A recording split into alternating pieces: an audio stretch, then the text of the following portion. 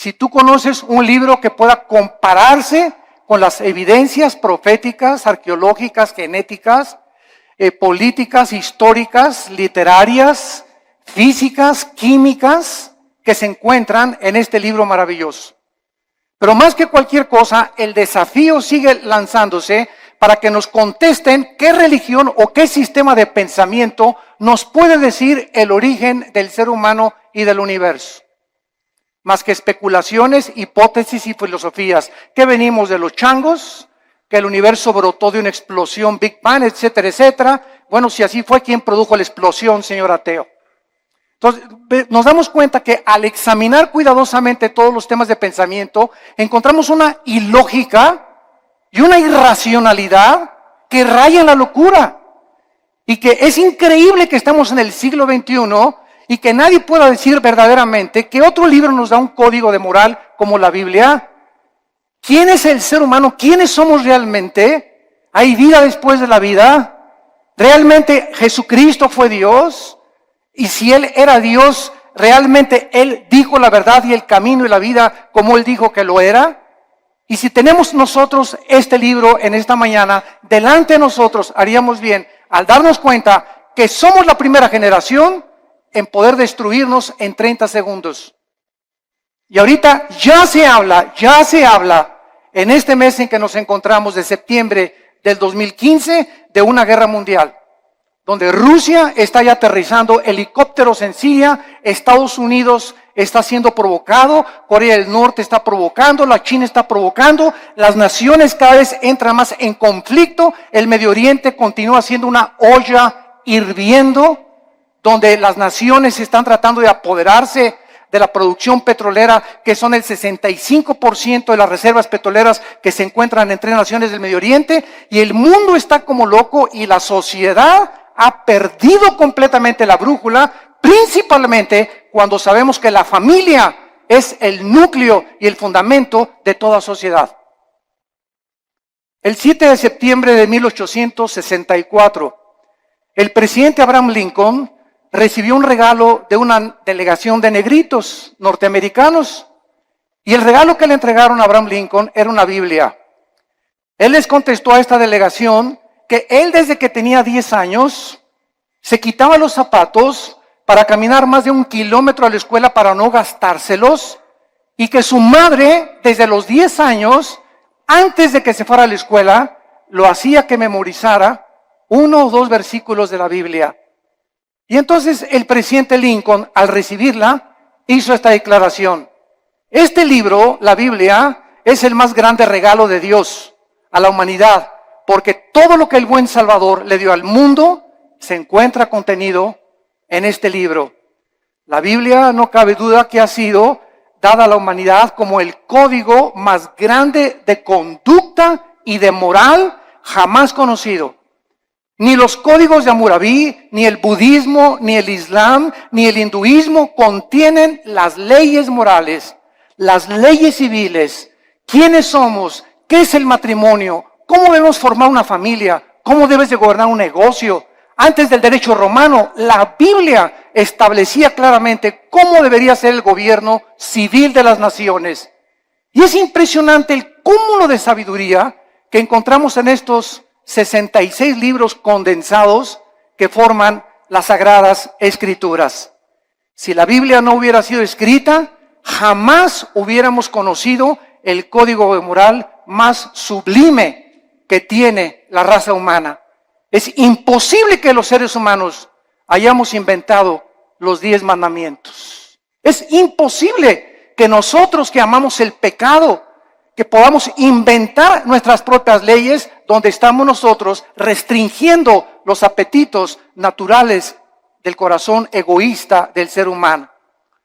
Pero es muy triste que después de que nosotros sepamos que la Biblia es el código de moral más grande para la civilización occidental, en estos tiempos sus enseñanzas, su moral, están cada día siendo más despreciadas y desvalorizadas. La cultura y la sociedad se encuentran cada día hundiéndose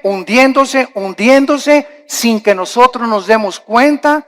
Desgraciadamente, muchas religiones e iglesias acompañan a que si la moda es esta, nos acomodamos a la moda. Si las canciones de la moda son estas, nos acomodamos a la moda. Si la moda es que las mujeres se vistan con escote y con pantalones apretados, la iglesia también tiene que acomodarse a la moda. Desgraciadamente, no se nos ha olvidado que somos una nación diferente, somos un pueblo adquirido por Dios para poder ser diferentes precisamente a donde va la cultura de la sociedad común y corriente. Y esta es la razón por la cual nos está pasando, como decíamos hace mucho tiempo, lo del fenómeno de la rana. Que si tú tomas una rana y la metes en una olla con agua hirviendo, la rana al calentarse el agua, en lugar de que brinque para no hervirse junto con el agua, la rana se queda en la olla porque la temperatura de su sangre se adapta a la temperatura del agua. Y así estamos en la sociedad que nos rodea, en el pleno siglo XXI, acostumbrándose. Mi esposa y yo veníamos platicando esta mañana en la carretera, que es increíble ya en la televisión, ya se hacen mentadas de mamá, ya se aceptan las mentadas de mamá, ya las dicen en el radio, las dicen en la televisión, hablan de masturbación, hablan de sexo, a las mujeres en los programas de televisión las toman de sus partes más íntimas, cuando todo esto hace 5 y 10 años era imposible. Cada día nos acostumbramos de que ya es normal la inmoralidad, la depravación en la que se encuentra la sociedad. Hemos llegado al punto cultural donde cada quien hace lo que bien le parece ante sus ojos. El diccionario Larousse, enciclopédico, escuchen. ¿Saben ustedes cómo define la moral? El diccionario de Larousse enciclopédico dice así: la moral es lo relacionado a las costumbres o a las reglas de conducta. Damas y caballeros, número 1, ¿quién va a establecer estas reglas de conducta? El diccionario de Larousse continúa diciendo, la moral es lo que es favorable a las buenas costumbres y al deber. Bueno, hay pueblos donde las buenas costumbres, ¿verdad?, es matar. Hay culturas como los nazis, que para ellos era eliminar a los judíos. Hay sociedades como las de Benito Mussolini, el fascismo en Italia, donde se degollaba.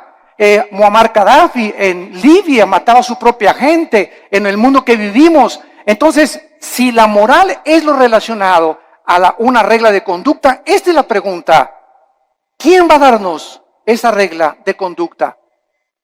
¿Quién va a determinar finalmente qué es el bien y qué es el mal? ¿Nosotros?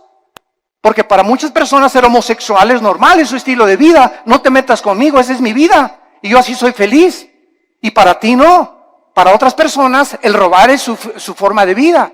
Para otras personas el narcotráfico es su forma de vida. Para otros el adulterio. Y tienen 3, 4, 5 esposas, deportistas, artistas, políticos, etcétera, etcétera. Porque esa es su moral. Para los ateos su moral es no creer en nada, ser materialistas. Entonces, esta es la pregunta, la incógnita más grande por la cual Dios nos dejó la Biblia, porque dice la Biblia que Él es el único legislador de la moral. Los seres humanos es imposible que nosotros determinemos lo que es bueno y lo que es malo, porque caemos en el relativismo, donde lo que es bueno para ti, para mí es malo, lo que es malo para mí, para ti es bueno. Entonces, cada quien viva de acuerdo a como le dé la gana. Isaías, hace mucho tiempo, el profeta, había dicho en el capítulo 5, hay de los que a lo bueno le dicen malo y a lo malo le dicen bueno. El impacto de la Biblia ha sido tan grande en la cultura occidental que fue la Biblia la que ayudó a la nación norteamericana, que se había extraviado completamente, y la hizo regresar a sus 5 sentidos a través de la lectura de la Biblia cuando se sumergieron en la esclavitud. La esclavitud en los Estados Unidos de Norteamérica fue una de las épocas más inexcusables de la historia de la nación, pero fue el mensaje de la Biblia impregnado en la conciencia de Abraham Lincoln la que dirigió abolir la esclavitud. En Inglaterra, William Wilberforce, en 1833, miembro del Parlamento británico, hizo una larga cruzada contra la esclavitud basada en la Biblia. en 1835, 2/3 partes de los miembros del Parlamento británico eran pastores. 2/3 partes del Parlamento británico eran hombres de Dios que tenían la Biblia como su única regla de conducta y de moral. Ahora muy bien, una vez que nosotros comenzamos a cuestionarnos que no podemos nosotros crear nuestra propia moral, este es el principal argumento de muchos ateos y humanistas con los que nos hemos enfrentado en debates. Ningún ser humano podría crear su propia moral, porque si lo hace, se colocaría en el lugar de Dios. O sea, yo tengo la omnisciencia, tengo el conocimiento del mundo, yo sé perfectamente bien qué es bueno y qué es malo, y nadie me tiene que decir lo que sucede con mi vida. Esto fue lo que sucedió con los nazis, con José Stalin, con Mao Zedong, con Idi Amin, con Saddam Hussein, con Friedrich Nietzsche, con Bertrand Russell, con Jean-Paul Sartre, con Carlos Sagan, etcétera, etcétera. Todos estos ateos intentaron establecer su propio código de conducta y de moral que los llevó a la desesperación, a la confusión, a la depresión y a la muerte de más de 100 millones de personas en el siglo XX.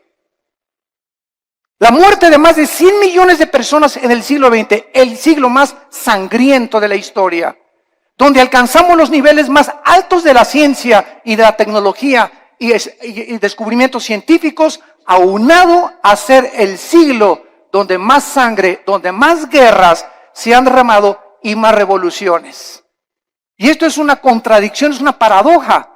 ¿Cómo es posible que el ser humano se cree inteligente, lleguemos a la luna y la época del cibernet y el iPhone, etcétera, etcétera, sin darnos cuenta que interiormente nos estamos desintegrando moralmente?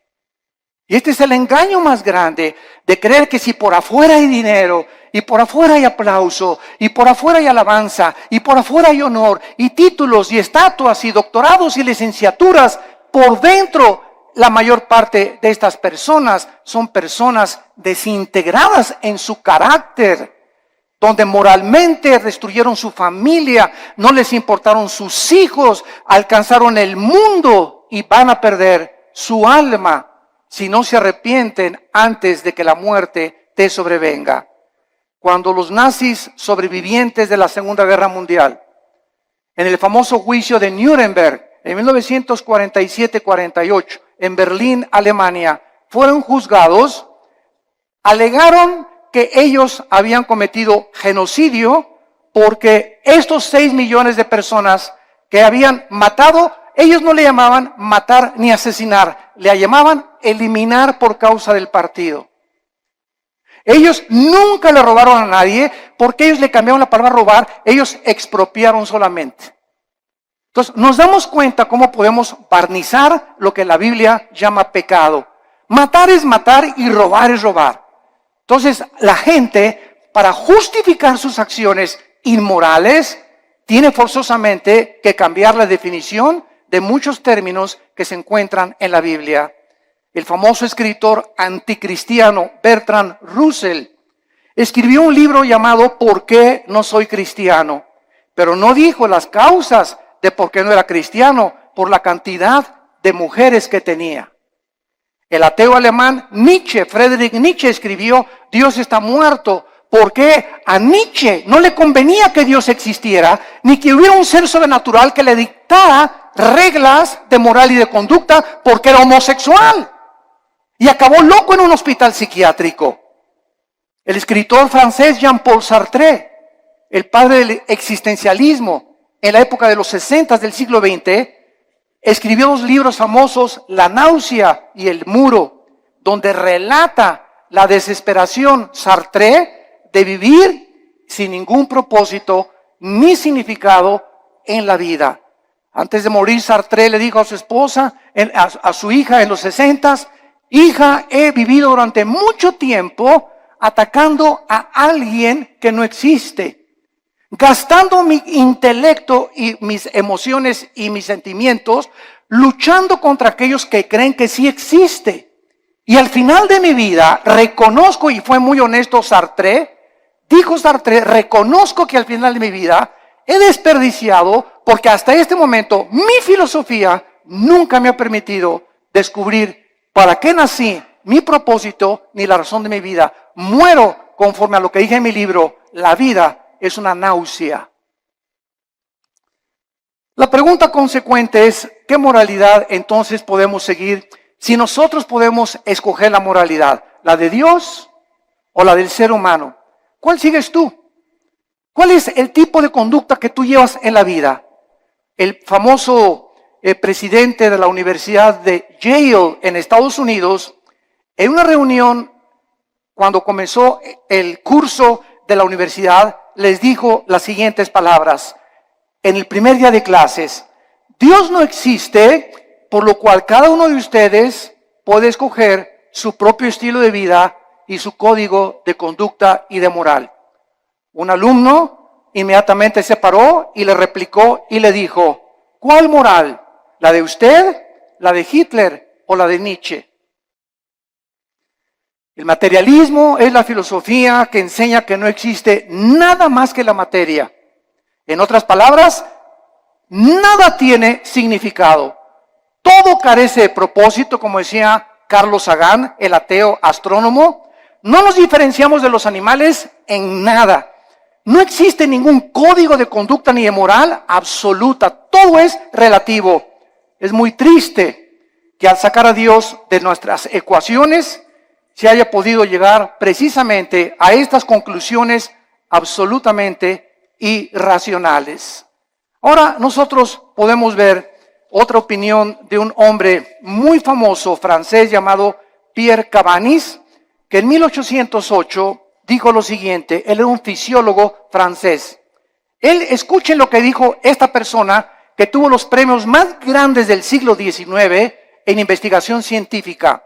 Él dijo lo siguiente en su libro: las secreciones cerebrales hacen los pensamientos, así como el hígado produce el líquido biliar. De acuerdo a esta manera de pensar, si creemos lo que esta persona dijo, entonces las secreciones biliares no pueden ser controladas por el hombre, así como tampoco podemos controlar nuestros pensamientos, porque todos son secreciones químicas. Tratemos de racionalizar esto, por el amor de Dios, por 30 segundos. Si el ser humano es el resultado de un accidente biológico que surgió por accidente de reacciones químicas y fuerzas impersonales, entonces sería imposible hacer una distinción, lógicamente, entre el bien y entre el mal. Por lo tanto, todo lo que pensamos son reacciones químicas de calcio, fosfato, azúcares que operan en nuestro cerebro. Tal vez los asesinos van a concluir que tienen demasiada violencia porque tienen mucho azúcar en el cerebro. Estas son las conclusiones de fisiólogos, de ateos, de científicos, de personas que profesando ser sabios, dice Romanos 1, 21 y 22, se convierten en necios. Quieren trascender el mundo empírico. Quieren creer que ellos pueden conocer todo el universo y el 100% de los pensamientos y los caminos del creador del universo, el legislador y el sustentador que envió a Cristo a morir por nosotros en una cruz hace 2000 años. Y esta soberbia, porque la Biblia dice que fue soberbia lo que hizo precisamente que cayera Lucifer, el querubín que inició la rebelión cósmica contra Dios, la soberbia. Y esta soberbia fue contagiada al ser humano. Y el ser humano, chinche con cerebro renacuajo que tenemos, ni de cacahuate llegamos, como decía Alberto Einstein. Tenemos un 6% máximo de desarrollo intelectual, un 5-6%. Tal vez Einstein tenía un 7 o un 8%. Estamos a 92% en contra de lo que nos falta saber.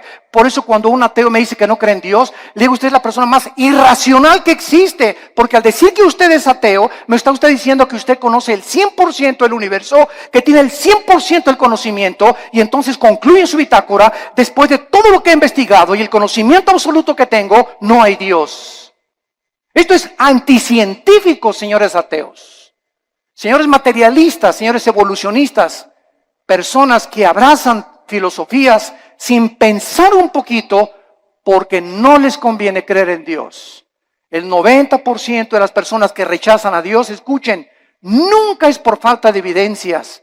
Las evidencias las encontramos abrumadoramente en la naturaleza, en el ADN que tenemos, en la estructura del cuerpo, en las evidencias de la Biblia, en la resurrección del Hijo de Dios que cambió la historia y conquistó el imperio romano. Las evidencias abundan. El problema de las personas que rechazan a Dios y sus leyes es que no les conviene que ese Dios que nos ha dejado un código de moral se sometan a estas leyes divinas.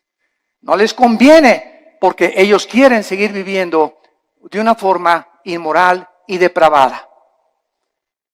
Dios es el único que nos puede dar un código de moral y de conducta. Dice en Isaías 33, 22.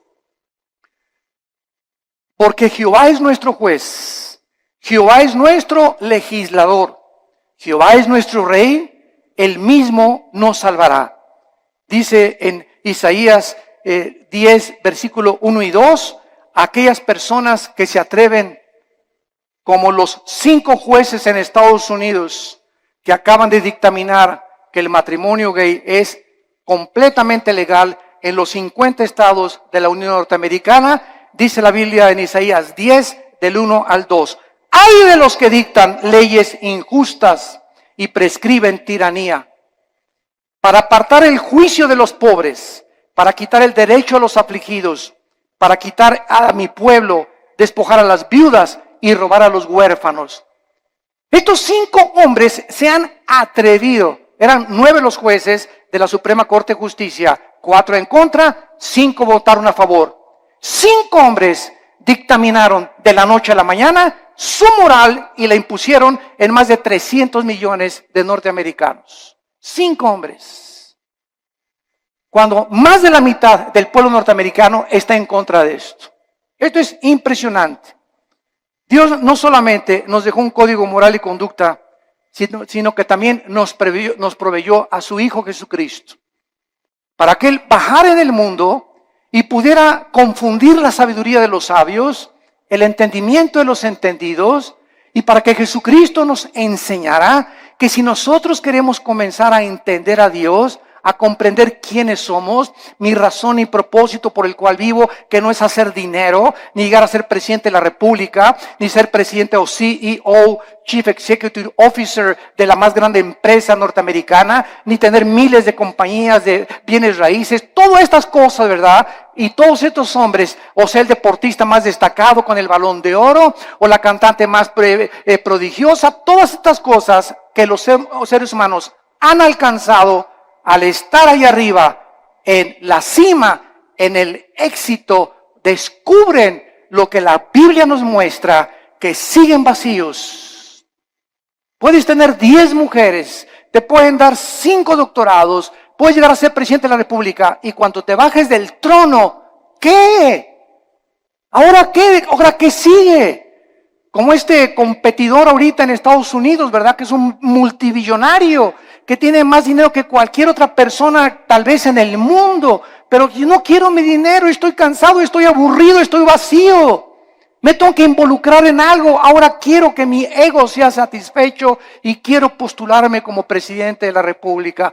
¿Por qué lo hace? Cualquier persona lo diría. Oye, yo con eso me retiro, me voy a las Islas Vírgenes, me voy a Cancún, me voy a la Riviera Maya, me voy a viajar, me voy a enviar. Pero nos damos cuenta que nacimos con un vacío que solo Dios lo puede llenar, y puedes tener el dinero del mundo, la posición que tú quieras, mientras no tengas a Dios en tu vida. En la persona de Jesucristo seguirás de una botella a la otra, de una mujer a la otra, de una filosofía a la otra, buscando siempre y sin encontrar, vagando en el mundo como un vagabundo en un desierto, como un nómada en el desierto, porque nada más Dios nos puede dar el sentido para que nosotros podamos seguir viviendo.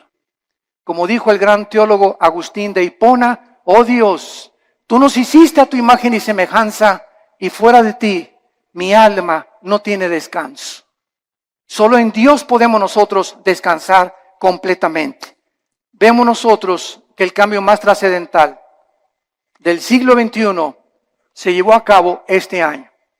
El cambio más trascendental que han sufrido los derechos humanos tuvo lugar cuando la Suprema Corte de Justicia de Estados Unidos dio su apoyo para que los hombres se casaran con los hombres y las mujeres con las mujeres el 26 de junio del año 2015 en que nos encontramos. Además de esta legislación, el presidente Obama dio su total de consentimiento y además pintó la Casa Blanca con los colores del arco iris. El arco iris es el símbolo de Dios que Dios le dio a Noé. Y en Apocalipsis 4 aparece el arco iris. Y ahora la depravación moral del ser humano comienza a tomar las cosas sagradas de Dios y apropiárselas a ellos para levantarlas como un signo para justificar su inmoralidad. Hasta este momento había 37 estados de la Unión Norteamericana que ya habían legalizado los matrimonios del mismo sexo. Los medios de comunicación comenzaron a difundir a través de revistas, YouTube, Internet, películas, videos, televisión, Internet, imágenes de hombres besándose entre ellos, agarrados de la mano, películas para que infiltren los matrimonios y las familias de millones de personas para que los niños crezcan creyendo que es normal. Se han repartido en Estados Unidos, en las primarias y en algunas naciones de Europa y de Sudamérica, revistas en primaria donde se les enseña que es otro estilo de vida. Y que si un niño reconoce a los 5 o 10 años que es homosexual, lo dejen entrar al baño de las niñas. ¿Por qué? Porque ese niño no es niño, es niña. Aunque se baje los chones y el espejo le diga que es niño, algo en su cerebro le dice, no soy niño, soy niña. Y con esa actitud completamente de desorden mental, que la Asociación de Psiquiatría Norteamericana calificó como una abominación y como un desorden mental, ahora le cambiaron la definición y el homosexualismo ya no es un problema mental, simplemente es una de las múltiples enfermedades que el ser humano padece. No cabe duda que la mayoría de los gobiernos del mundo no han podido comprender, damas y caballeros, el matrimonio es la institución más santa, más sagrada que existe en la historia del ser humano. El matrimonio y la familia es el fundamento de la sociedad. Y cuando el matrimonio y la familia son atacadas, como están siendo atacados, donde se está redefiniendo lo que es el matrimonio, es el síntoma más grande de descomposición social que cualquier sociedad puede experimentar. Es el síntoma más grande de descomposición social. Ya es impresionante a lo que se puede llegar. Quiero leerles a ustedes que esto es el principio de algo peor que viene. Abróchense los cinturones. Nosotros encontramos que no solamente esto es algo que está completamente perturbando la filosofía, la moral, la psiquiatría y todas las demás cosas, sino que también estamos descubriendo que en todas estas cosas que se descubren, los derechos homosexuales están abriendo la puerta para los derechos de la pedofilia. Escuchen esto, la Corte Suprema de Estados Unidos, los 5 jueces que votaron para legalizar el matrimonio gay, son los mismos jueces que están abogando y argumentando legalizar a los pederastas. Argumentando que están sufriendo discriminación. Usando la misma táctica de los activistas de los derechos gays, los pedófilos han comenzado ahora a buscar el mismo estatus, argumentando, escuchen esto, que su deseo por los niños es una orientación sexual diferente que los heterosexuales y los homosexuales. A uno le gusta una mujer y un hombre, a otro le gusta hombre con hombre. Bueno, aquí hay 2 tipos de sexualidad. Ahora nosotros somos la tercera categoría, dicen los pedófilos y los pederastas. A nosotros nos gustan los niños. Y es otra orientación sexual. Esto es increíble. Pero no nos damos cuenta que un pecado da pie a otro pecado. Y el pecado siempre crecerá como una bola de nieve que dejas caer en una montaña, mientras la bola de nieve va llegando al final, mientras más velocidad adquiere, más grande se hace la bola de nieve. Y así es el pecado en tu vida, en la familia y en nuestra sociedad. Las cosas que permitimos ahorita se están convirtiendo en Frankenstein. Estamos haciendo monstruos que nos están devorando y no nos damos cuenta. Y nadie se levanta a luchar por estos derechos. Se aceptan ya como algo normal y se aplaude por todos lados. Y la corriente nos está llevando a todos sin darnos cuenta que ahí vamos arrastrados por este tsunami de depravación. Y la Biblia dice, como en los tiempos de Noé, así será la venida cuando Cristo regrese. Estaban comiendo y bebiendo y todo, o sea, haciendo todo lo que la sociedad y la moda decía. Y no entendieron. Y el diluvio se los llevó a todos. Así será la venida cuando Cristo venga.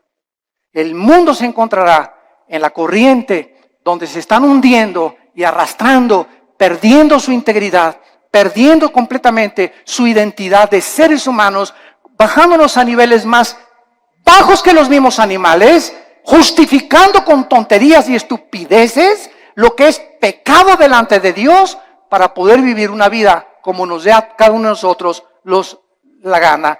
Los psiquiatras en Estados Unidos están comenzando a redefinir, escuchen esto, la pedofilia de la misma manera que la homosexualidad fue redefinida en este año.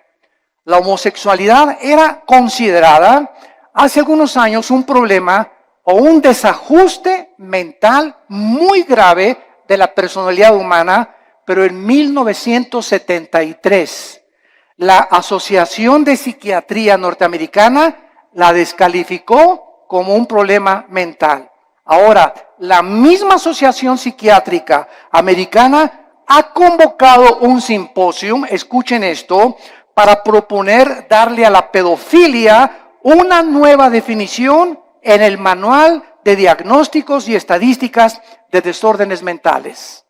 Argumentaron en este reporte, en este simposio, que el potencial, escuchen, negativo del sexo de los adultos había sido sobreestimado y que la mayoría de los hombres no reportan, manifiestan efectos sexuales negativos de sus abusos sexuales en la infancia.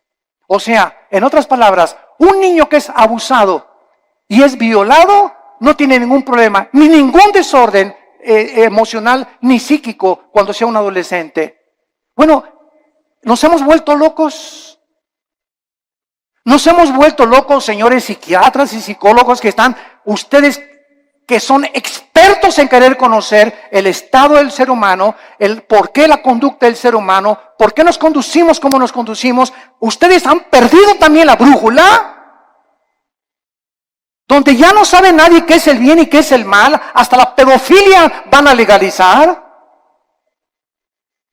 En el año 2013, la congresista demócrata o senadora Jackie Speier propuso que se legislara una ley prohibiendo dar consejo a una persona para que no cambiara su orientación sexual.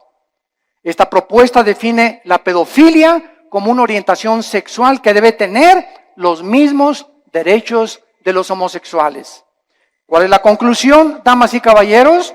Que muy pronto la pedofilia, la pederastia, se convertirá en la próxima revolución de los derechos para los pederastas.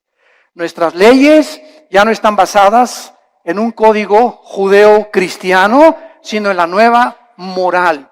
En una sociedad que está aceptando el adulterio, la fornicación, la masturbación, la homosexualidad, el exhibicionismo, el voyerismo, la bisexualidad, el sadomasoquismo, y ahora quieren legalizar la pederastia. Y la sociedad, ¿dónde se encuentra? Los malos triunfan cuando los buenos no hacen nada. Es el tiempo de levantar nuestra voz. Es el tiempo de recobrar nuestros valores en nuestra patria querida que es México. Luchemos por lo menos por nuestra propia patria.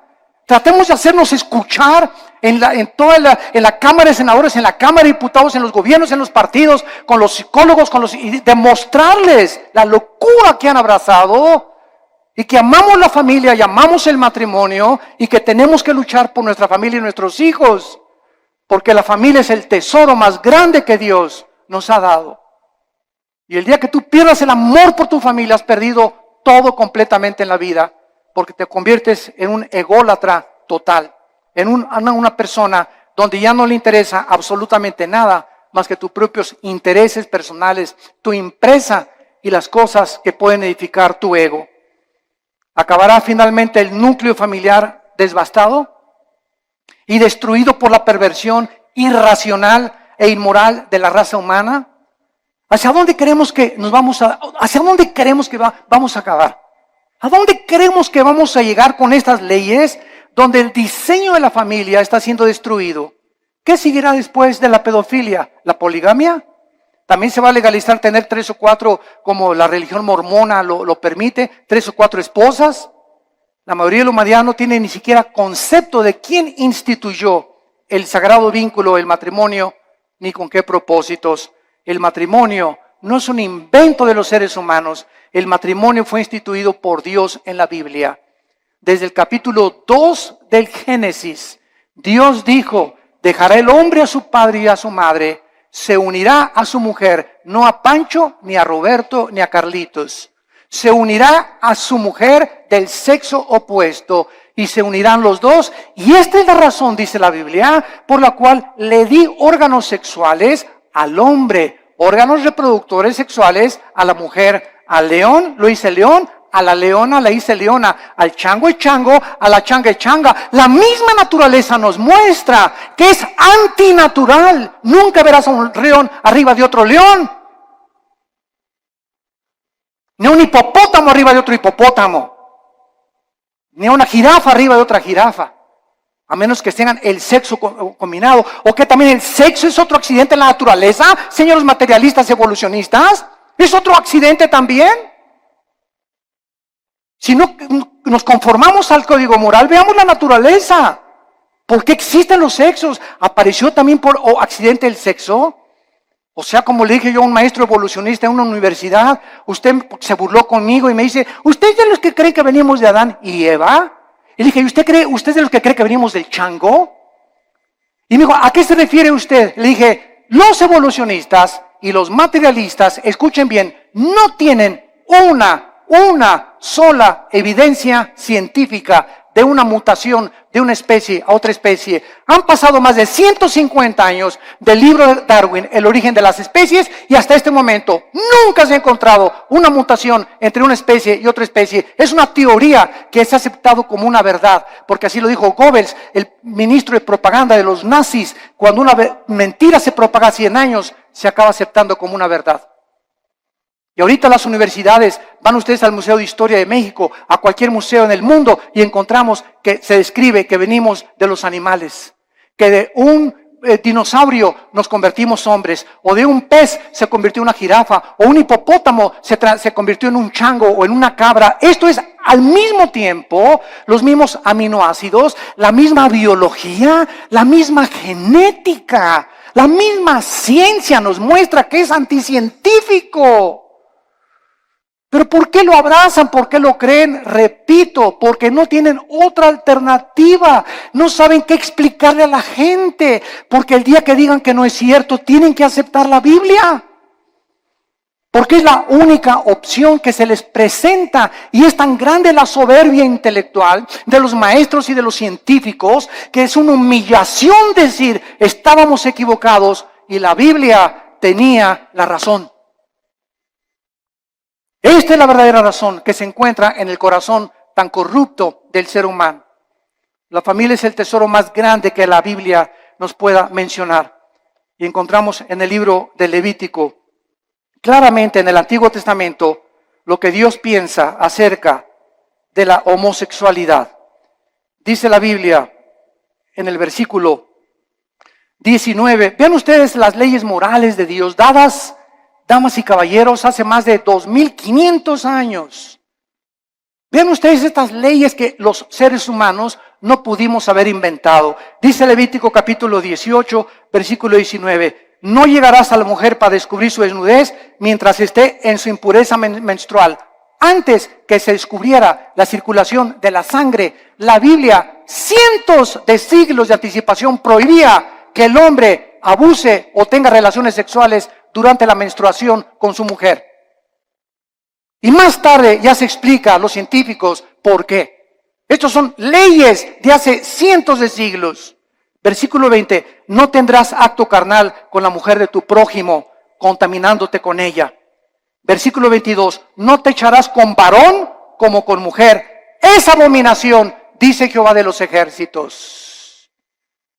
Es abominación que un hombre se acueste con un hombre y una mujer con una mujer, porque han roto las leyes de la naturaleza. Están yendo en contra de la naturaleza, de la natura. Y cuando vamos en contra de la naturaleza, como el ser humano ha ido en los últimos años y siglos, nos damos cuenta que ahora es la naturaleza la que se vuelve enemiga de nosotros.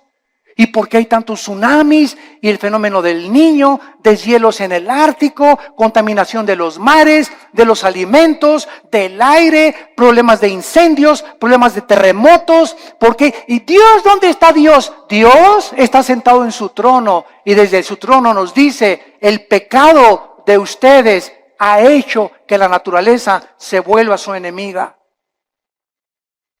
Y es lo que no nos damos cuenta, que la vida moral del ser humano está íntimamente relacionada en la Biblia con la naturaleza. En el momento en que Adán y Eva pecaron, las flores nacieron las espinas. Los animales comenzaron a producir veneno. Los leones comenzaron a rugir y se volvió la ley de la selva. Antes no era así, pero aunada el pecado con la naturaleza, nos muestra la Biblia la íntima relación que existe. Y somos nosotros a los que hemos llegado y los que hemos producido lo que está sucediendo en el mundo entero. En el capítulo 24 de Isaías, Dios nos muestra y nos advierte con estas palabras tan solemnes y lo que dice hace 2700 años. Escuchen esto. Estoy leyendo, señores historiadores que nos visitan, o sociólogos, estoy leyendo un libro que fue escrito hace 2700 años, o sea, 700 años antes que Jesucristo, por el profeta Isaías. Este libro que fue escrito 700 años antes de Cristo fue encontrado en las ruinas de Qumran en 1946 al 48. Se encontraron los papiros ahí en un grupo de beduinos que los descubrieron y de repente descubrieron que era el libro de Isaías con otros libros de la Biblia. Y si tú vas a Jerusalén, al Museo de Historia o del Holocausto, vas a encontrar que pusieron el libro de Isaías todo alrededor de un cristal para que veas que hace 2700 años el libro que tenemos en la Biblia es exactamente lo que ese pergamino dijo, comprobado por los arqueólogos y los antropólogos y los investigadores, que es realmente genuino. La historia, la arqueología, la historia, la geografía nos da testimonio que todo lo que la Biblia dice es verdad, respaldado por la ciencia misma. Y dice Isaías capítulo 24, has escrito hace 2700 años, la tierra, versículo 3, será completamente vaciada, completamente saqueada, porque Jehová ha pronunciado esta palabra. Se destruyó, cayó la tierra, enfermó, cayó el mundo, enfermaron los altos pueblos de la tierra. Otra vez, hace 2700 años, se profetiza que una enfermedad terrible iba a contaminar a los habitantes de este mundo. Versículo 5, y la tierra se contaminó, escuchen, bajo sus moradores, porque traspasaron las leyes, falsearon el derecho, quebrantaron el pacto sempiterno. En otras palabras, el Dios de la Biblia es un libro, es un Dios moral. Él es el legislador de la moral. Él es el que nos dice lo que es bueno y lo que es malo ante sus ojos, no a los ojos de los ateos, ni evolucionistas, ni materialistas, ni de tu maestro, ni de la doctora Corazón, ni de Walter Mercado, ni de Nostradamus. Es el Dios de la Biblia el que nos dice y nos dicta las leyes. Y Él ha puesto líneas donde nosotros no podemos cruzar. Cruzar esta línea que Dios ha determinado, la Biblia le llama pecado. Y la Biblia dice, cuando tú cruzas esa línea, hijo mío, por ejemplo, no usen, dice la Biblia, el sexo antes de casarse. Y cuando estés casado, cuídate de usar el sexo con nadie más que con tu pareja. Porque si no transgredes las leyes sexuales que establecí. Y si tú transgredes estas leyes sexuales, vas a encontrar amargura, depresión, tristeza, mucha culpa, pesadillas, pensamientos de suicidio, porque has transgredido mis leyes. Tu mente ya no comienza a funcionar normalmente, porque es imposible pensar con lógica y coherencia bajo el pecado. Y el pecado es lo que ha vuelto loca a la humanidad. ¿Por qué está la humanidad como está? ¿Por qué los gobernantes están como están? ¿Por qué los psiquiatras y psicólogos han perdido la brújula? Por el pecado.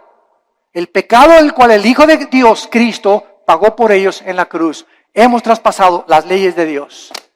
Y hacer los matrimonios gays es la ley más grande que hemos transgredido, donde ya hicimos el matrimonio no es entre un hombre y una mujer, entre es un hombre y una mujer con mujer, hombre con hombre.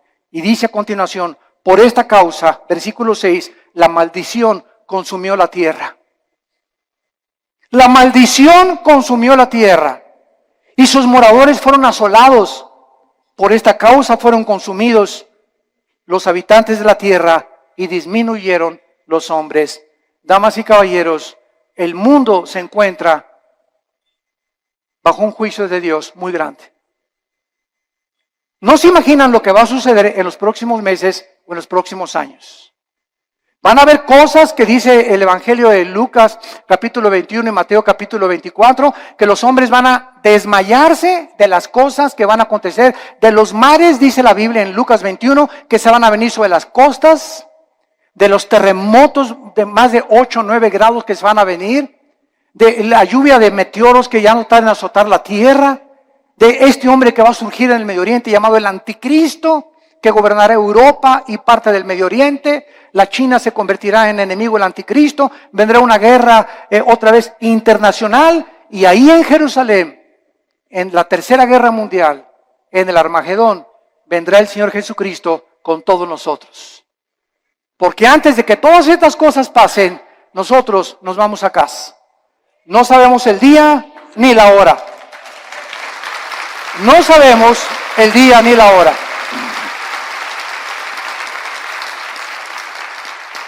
La persona que se atreva a decir, en esta fecha viene Cristo, es un falso profeta, es una falsa profeta. Nadie puede decir ni especular cuándo. Sabemos las señales de los tiempos, sabemos que nos encontramos en un principio de dolores porque se han conjugado las señales de Mateo 24, Lucas 21, Marcos 13 en la Biblia, pero solo Dios conoce en su soberanía los tiempos y las sazones. Pero de que nos vamos, antes de que el anticristo surja, nos vamos. Adiós mundo cruel, ya nunca te veré. Y en esta mañana, quiero decirte una cosa, en esta mañana tú has venido porque Dios te ama. Porque en su infinita misericordia, de tal manera, te ha amado Dios, que nos dio a su Hijo, Jesucristo, para que en esa cruz abriera sus manos y te dijera en esta mañana, te amo. Mira mi sangre, las espinas en mi cabeza, toda la vida justa que yo viví, lo hice para que esta justicia que tú no tienes te fuera imputada por gracia y por misericordia.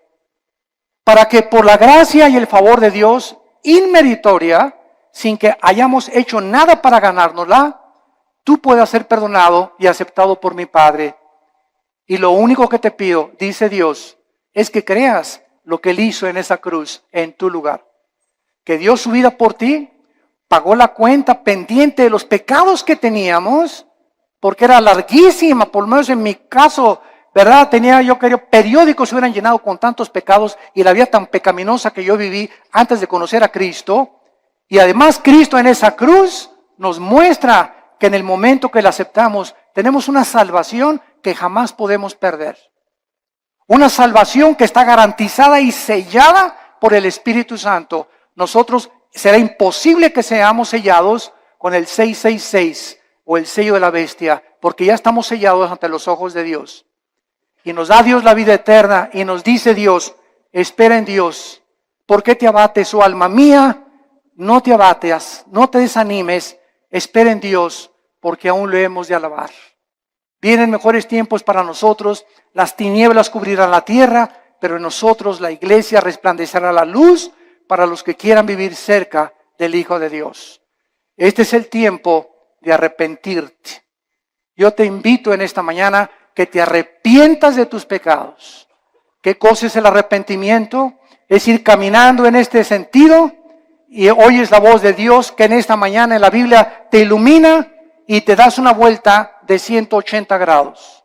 Completamente al contrario, y comienzas ahora a seguir a Dios, a darle la mano a Dios y confiar que en su poder Él va a poder darte esa vida abundante que nos vino a prometer. Tú solo tienes que creer y aceptar este regalo por la fe en tu corazón. ¿No quisieran muchos de ustedes en esta mañana hacer esto que Dios te manda hacer antes de que sea demasiado tarde en tu vida? Antes de que pierdas la brújula más de lo que ya muchos la han perdido, y antes de que llegues a endurecerte de tal manera en tu corazón que tal vez la semana que entra, si tú no recibes a Cristo hoy, tal vez la semana que entra será demasiado tarde, porque tu corazón se endurecerá más cuando oíste su voz y no quisiste aceptar su perdón en esa cruz. Les pido por unos instantes a los que gusten que inclinen su cabeza. Y así con tu rostro inclinado. Dios te ama cuando aún en tus pecados Él dio su vida por ti. Mas el herido fue por nuestros pecados, herido por nuestras rebeliones.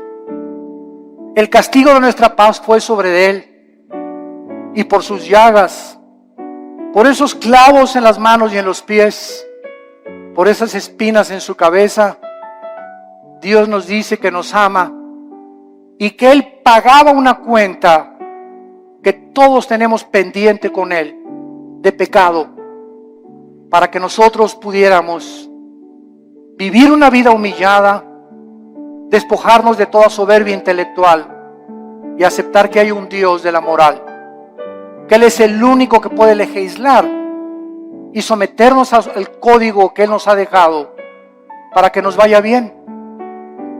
Obedecer a Dios es sinónimo de paz, de tranquilidad, de bienestar, de gozo, de alegría, de esperanza, de seguridad.